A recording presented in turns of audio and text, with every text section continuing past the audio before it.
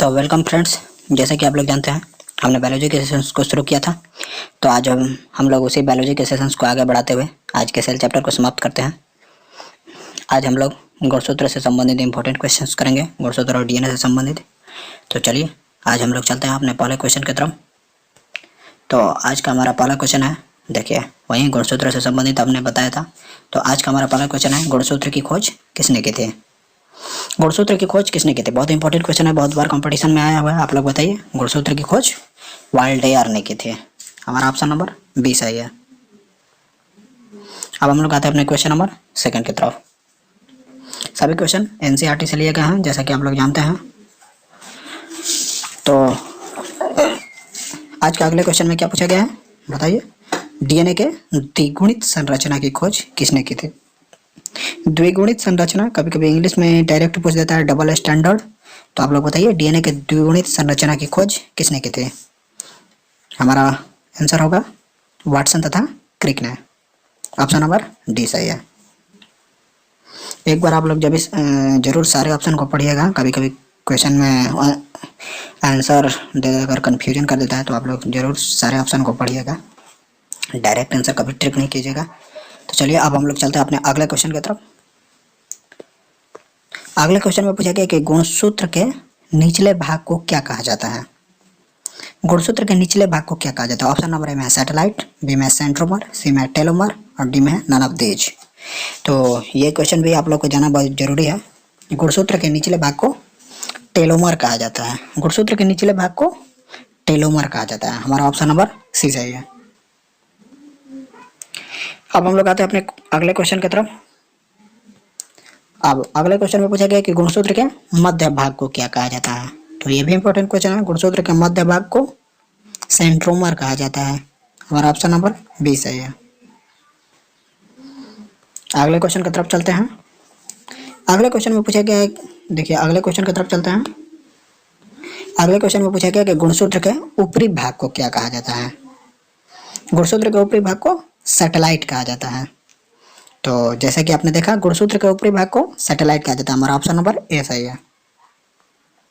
गुणसूत्र के ऊपरी भाग को सैटेलाइट, मध्य भाग को सेंट्रोमर और निचले भाग को टेलोमर कहा जाता है। आप लोग जरूर याद रखिएगा, ये इंपॉर्टेंट क्वेश्चन है। ये मेडिकल में पूछा गया है और जनरल कंपटीशन में भी आ सकता है, इसीलिए हमने गुणसूत्र के तीनों भाग का नाम बताया। गुणसूत्र के ऊपरी भाग को सैटेलाइट, मध्य भाग को सेंट्रोमर और निचले भाग को टेलोमर कहा जाता है। इंपॉर्टेंट क्वेश्चन है। तो चलिए अब हम लोग चलते हैं अगले क्वेश्चन की तरफ। अगले क्वेश्चन में पूछा गया कि गुणसूत्र कहाँ पाए जाते हैं? बताइए आप लोग। केंद्रक के अंदर, केंद्रक के बाहर, माइटोकॉन्ड्रिया में, कोशिका के बाहर। तो ऑप्शन नंबर डी तो होगा ही नहीं। कोशिका के बाहर तो गुणसूत्र कभी पाए जाएंगे ही नहीं, और माइटोकॉन्ड्रिया में भी कभी गुणसूत्र नहीं होंगे। आप लोग के लिए दो ही ऑप्शन है, केंद्रक के अंदर या केंद्रक के बाहर। तो आप लोग बताइए, गुणसूत्र कहाँ पाए जाते हैं? तो गुणसूत्र पाए जाएंगे केंद्रक के अंदर। हमारा ऑप्शन नंबर ए सही है। गुणसूत्र केंद्रक के अंदर पाए जाते हैं। हमारा ऑप्शन नंबर ए सही है। अब हम लोग आते हैं अपने क्वेश्चन नंबर अगले क्वेश्चन की तरफ। अगले क्वेश्चन में पूछा गया कि मनुष्य में कितने गुणसूत्र पाए जाते हैं? देखिएगा, कभी कभी ऑप्शन में 23 और 46 दोनों दे देता है। तो आप लोग क्वेश्चन को जरूर पढ़िएगा। मनुष्य में गुणसूत्र पाए जाते हैं 46, 23 जोड़े। कभी कभी क्वेश्चन में जरूर, अगर क्वेश्चन में जोड़े दिया होगा तभी आप लोग 23 को सॉल्व कीजिएगा। 23 जोड़े यानी कि कुल 46 गुणसूत्र पाए जाते हैं। हमारा ऑप्शन नंबर डी सही है। अब हम लोग आते हैं अगले क्वेश्चन की तरफ। अगले क्वेश्चन में पूछा गया कि जीवाणु में कितने गुणसूत्र पाए जाते हैं? ऑप्शन नंबर ए में 45, बी में 23, सी में 22 और डी में 46। आप लोग बताइए, जीवाणु में कितने गुणसूत्र पाए जाते हैं? तो यहाँ सभी ऑप्शन गलत है। डी भी गलत है, सी भी गलत है, बी भी गलत है और ए भी गलत है। सारे ऑप्शन गलत हैं। जीवाणु में सिर्फ एक गुणसूत्र पाया जाता है, ओनली वन। जीवाणु में सिर्फ एक गुणसूत्र पाया जाता है।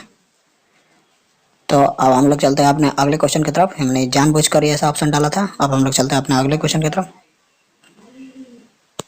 अगले क्वेश्चन में पूछा गया कि सबसे ज्यादा गुणसूत्र किस में पाया जाता है? आप लोग बताइए, सबसे ज्यादा गुणसूत्र किस में पाया जाता है? ये भी इंपॉर्टेंट क्वेश्चन है, बहुत बार कंपटीशन में पूछा गया है। सबसे ज्यादा गुणसूत्र टेरिडोफाइट्स में पाया जाता है। सबसे ज्यादा गुणसूत्र टेरिडोफाइट्स में पाया जाता है। टेरिडोफाइट्स हमारा ऑप्शन नंबर सी सही है। इस क्वेश्चन को भी वीवीआई कर लीजिए। सबसे ज़्यादा गुणसूत्र टेरिडोफाइट्स में पाया जाता है, 1600 से भी ज़्यादा गुणसूत्र पाया जाता है। चलते हैं अगले क्वेश्चन की तरफ। अगले क्वेश्चन में पूछा गया कि डीएनए कोशिका के अंदर कहाँ पाया जाता है। आप लोग बताइए, अभी बहुत इंपॉर्टेंट क्वेश्चन, इसको भी आप लोग वीवीआई जरूर कीजिए। डीएनए कोशिका के अंदर कहाँ पाया जाता है, डीएनए कोशिका के अंदर कहाँ पाया जाता है? तो आप लोग जानते हैं डीएनए कोशिका के अंदर, देखिए ऑप्शन में है केंद्रक में, माइटोकॉन्ड्रिया में, क्लोरोप्लास्ट में, इन सभी में।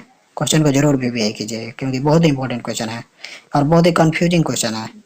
आप लोग तीनों ऑप्शन याद रखिएगा। डीएनए कोशिका के अंदर केंद्रक, माइटोकॉन्ड्रिया तथा क्लोरोप्लास्ट तीनों के अंदर पाया जाता है। केंद्रक, माइटोकॉन्ड्रिया तथा क्लोरोप्लास्ट तीनों के अंदर पाया जाता है। इसके अलावा कोशिका के किसी भी अंग में डीएनए नहीं पाया जाता है। डीएनए कोशिका के अंदर सिर्फ 3 जगह पाया जाता है, केंद्रक, माइटोकॉन्ड्रिया और क्लोरोप्लास्ट। बहुत इंपॉर्टेंट क्वेश्चन, आप लोग जरूर याद रखिएगा। हमारा ऑप्शन नंबर डी सही है। इस क्वेश्चन को आप लोग नजरअंदाज नहीं कर सकते हैं क्योंकि बहुत बढ़िया कंपटीशन में पूछा गया है। अब हम लोग आते हैं अपने अगले क्वेश्चन की तरफ। अगले क्वेश्चन में पूछा गया कि डीएनए की श्रृंखला को क्या कहा जाता है। ऑप्शन पर जरूर ध्यान दीजिएगा, ऑप्शन के हर शब्द पर ध्यान दीजिएगा कि डीएनए की श्रृंखला को क्या कहा जाता है। आप लोग बताइए। डीएनए की श्रृंखला को पॉलीन्यूक्लियोटाइड कहा जाता है, पॉलीन्यूक्लियोटाइड। हमारा ऑप्शन नंबर सी सही है। चलिए अब हम लोग आते हैं अपने अगले क्वेश्चन की तरफ। अगले क्वेश्चन में पूछा गया कि डीएनए के एक टर्म की लंबाई कितनी होती है। बहुत ही आसान क्वेश्चन, बहुत ही इंपॉर्टेंट क्वेश्चन और बहुत बार पूछा गया है। डीएनए के एक टर्म की लंबाई कितनी होती है? आप लोग जानते हैं डीएनए के एक टर्म, यानी कि एक टर्म को एक फेरा कहा जाता है, तो डीएनए के एक टर्म की लंबाई 34 एंगस्ट्रॉम होती है। हमारा ऑप्शन नंबर सी सही है। डीएनए के एक टर्म की लंबाई 34 एंगस्ट्रॉम होती है। एक एंगस्ट्रॉम 10⁻⁻10 के बराबर होता है। एक एंगस्ट्रॉम किसके बराबर होता है? एक एंगस्ट्रॉम 10⁻⁻10 के बराबर होता है। चलिए अब हम लोग चलते हैं अपने अगले क्वेश्चन की तरफ। अगले क्वेश्चन में पूछा गया कि डीएनए के एक टर्म में 2 न्यूक्लियोटाइड के बीच की दूरी कितनी होती है। डीएनए के एक टर्म में 2 न्यूक्लियोटाइड के बीच की दूरी कितनी होती है? तो इससे पहले आप लोग को जानना होगा कि डीएनए के एक टर्म में कितने न्यूक्लियोटाइड होते हैं। डीएनए के एक टर्म की लंबाई आपने जाना 34 एंगस्ट्रॉम। डीएनए के एक टर्म में कितने न्यूक्लियोटाइड होते हैं? तो 10 न्यूक्लियोटाइड होते हैं। तो अब आप लोग भागा देकर बताइए कि डीएनए के 2 न्यूक्लियोटाइड के बीच की दूरी कितनी हो गई। डीएनए के एक टर्म की लंबाई 34 एंगस्ट्रॉम और एक टर्म में 10 न्यूक्लियोटाइड पाए जाते हैं, तो 2 न्यूक्लियोटाइड के बीच की दूरी 3.4 एंगस्ट्रॉम हो गई। तो हमारा ऑप्शन नंबर डी सही है। मैथमेटिकल चीज़ है, जरूर याद रखिएगा। चलिए अब हम लोग आते हैं अपने क्वेश्चन नंबर अगले क्वेश्चन की तरफ। अगले क्वेश्चन में पूछा गया कि डीएनए के एक टर्म में कितने न्यूक्लियोटाइड होते हैं। डीएनए के एक टर्म में कितने न्यूक्लियोटाइड होता है? तो हमने अभी आपको बताया कि डीएनए के एक टर्म में 10 न्यूक्लियोटाइड होता है। तो आप लोग इन तीनों को क्वेश्चन को जरूर याद रखिएगा कि डीएनए के एक टर्म की लंबाई 34 एंगस्ट्रॉम, एक टर्म में 10 न्यूक्लियोटाइड और 2 न्यूक्लियोटाइड के बीच की दूरी 3.4 एंगस्ट्रॉम होती है। जरूर याद रखिएगा।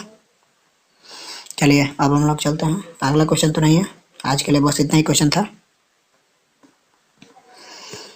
तो वीडियो को अच्छा लगा होगा तो जरूर लाइक कीजिएगा। और गुणसूत्र और डीएनए से संबंधित हमने सारे क्वेश्चंस को करा दिया। अब जो भी क्वेश्चन डीएनए और गुणसूत्र से बनते हैं तो वो तो डीप में पढ़ाना पड़ेगा, वो उसके लिए थ्योरी क्लास चलाना पड़ेगा।